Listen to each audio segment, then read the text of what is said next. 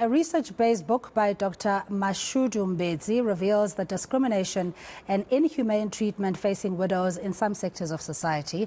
He says widows are often victims of harmful traditional practices, prejudice and stereotypes. Dr. Mbedzi joins us now to talk more about the book, Widowed but Successful and Highly Blessed. Good afternoon to you, and thanks so much for coming through into studio. Really quite an eye-opener, and I think quite provocative as well, and challenging some of the African practices. Just give us a sense of what inspired the book. Thank you, Cindy. I think it's basically on the issue of women being. Why is it? I'm asking the question of, say, why is it that the mourning practices discriminate and are punitive to women than men? Why is it that a lot of weight is put on punishing women instead of being a procedure? There is nothing wrong in terms of mourning, be it culturally or in terms of religion or practices. But the issue is the application, adoption and application thereof, which is the main problem. And the challenge is that we are still prone to the black dress, which is European, not African, and which died long time ago in Europe. But now, if you check, the white dress 1559 in Scotland was the first mourning dress. But the issue is on the stigma of the color of the dress, not the practice. I guess it's also the challenge of documenting African knowledge systems. Yes. And the fact that there are diverse voices that speak to different practices, and they're applied also just as diversely. So what is the correct process, if there is such a guideline? We won't say there's a correct process, because remember, people mourn differently. There are different cultures, religions, and so forth. But the issue is whatever is applied and applicable. For instance, you are saying women must sit on a mattress, but men on a chair. But after some time, men are allowed to move around, yet women are confined to the mattress. Now, only to find that during that process of mourning, the assets are gone. So the issue is, what kind of mourning is that? And the other issue, God says, I've found favor with the widows, but we discriminate as humans. So some of the practices are not really fair. Some will say are barbaric in nature when they are applied thereof. So where do we draw a line in terms of fairness and application? And I want to talk about the customary marriages as well, and maybe the financial discrimination that widows would face in the African context, or some families, where the assets are removed, or you even evicted from the home that you may have shared with your husband in the event of his death. That in itself, what recourse is there for widows who find themselves over and above grieving? They still have to face this double trauma? It's an issue of greediness, an issue of saying lack of respect. Sometimes some of us as men, we allow that to happen because we've allowed families to control our spouses and how we live. So when that happens, it's not a surprise because you've allowed that to happen. But therefore, you need to draw a line and boundaries to say, where do we draw a line and who does what? Say, for instance, if I pass on as a man, they will say you killed the husband. That's where the problem is. So it's an issue of mentality and respect thereof that you need to look at.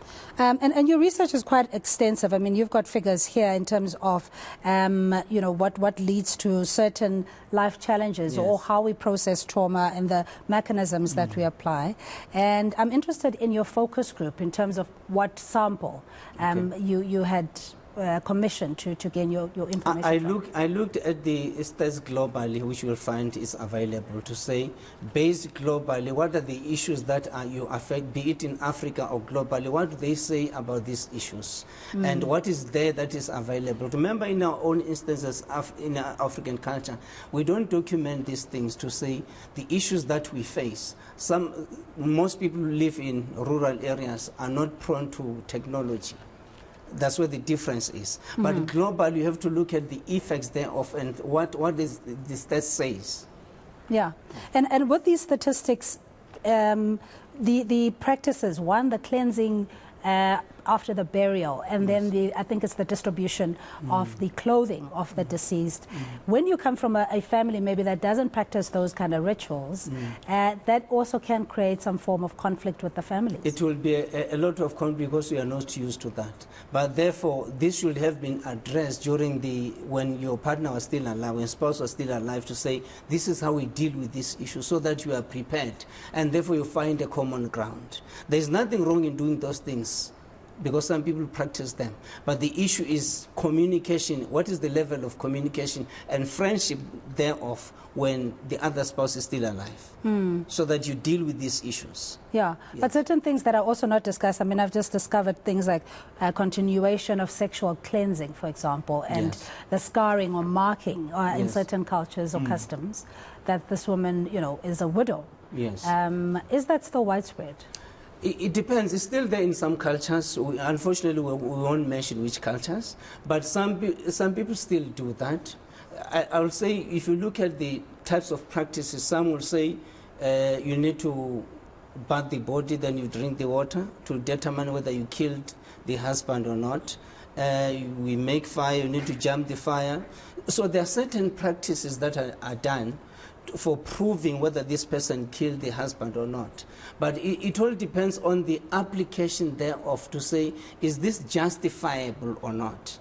If that one, if say someone drinks that water and does not die during the specified period, then knowingly that she killed the husband, then where is the logic?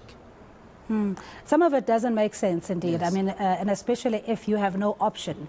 If there is this mob psychology, an assumption that, you know, you may have had a hand in the spouse's death, and you're now subjected to all sorts of victimization and abuse. What were you hoping to convey with this book, Widowed?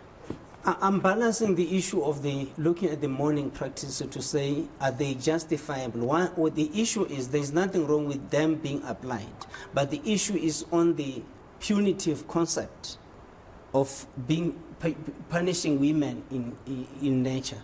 To say, why should women suffer, yet they are going through the mourning process? They've got a lot to deal with. But it's not the same concept and application and weight is not given to men. That's what the problem is. Therefore, to say, what does God say in terms of these issues? When God says, I found favor with the widows, there are 6 prominent widows in the Bible. But therefore, someone will say, why should other churches still discriminate? But therefore, where do we draw the line? Yes, and very quickly before we let you go, where's the book available? Is it what? I self-distribute. I'll be happy if other libraries can come on board.